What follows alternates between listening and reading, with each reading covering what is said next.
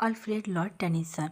He was one of the greatest English poets of the Victorian age. He was known for his musical language, deep emotions, and moral themes. Tennyson served as the Poet Laureate of England from 1850 to 1892, making him the longest serving Poet Laureate in British history. He was born on August 6, 1809 in Somersby, Lincolnshire, England, and his father George Tennyson was a clergyman and scholar, and his mother Elizabeth Tennyson was known for her gentle nature. Tennyson was one of 12 children, and many of them were talented but suffered from health and mental problems. And he studied first at home under his father's guidance and later at Louth Grammar School. In 1827, he entered Trinity College, Cambridge, where he met Arthur Henry Hallam, who became his closest friend and had a great influence on his life and poetry. And at Cambridge, Tennyson published his first collection of poems by two brothers in 1827, written with his brother Charles. And his literary career can be divided into stages. In 1830, published his poems, chiefly lyrical. In 1833, he published another volume of poems, but it was criticized.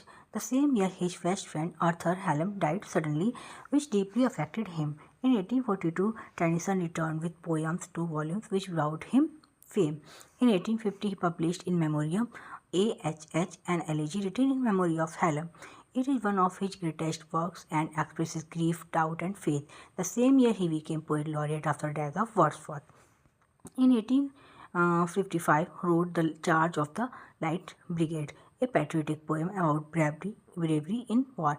In 1859, he published Ideals of the King, a collection of poems based on the Arthurian legends, and he married Emily Selwood in 1850, and they had two sons. He lived a peaceful and respected life and was made a baron in 1884, which gave him the title Lord Tennyson. And his major works are poems, chiefly lyrical, poems In Memoriam, AHH, The Charge of the Light Brigade, Maud, Ideals of the King, Locksley Hall, The Lady of Shalott, Crossing the Bar. His style and themes, musical and rhythmic language, nature and beauty, faith and doubt, patriotism, love, loss and death, moral and spiritual struggles. And his poetry reflects the Victorian spirit, a time of scientific progress, moral questioning, and national pride. And he uh, died on October 6, 1892, at the age of 83 in Aldworth, Surrey. He was buried in Westminster Abbey near Chaucer and Wordsworth in the Poets' Corner. Thanks for watching.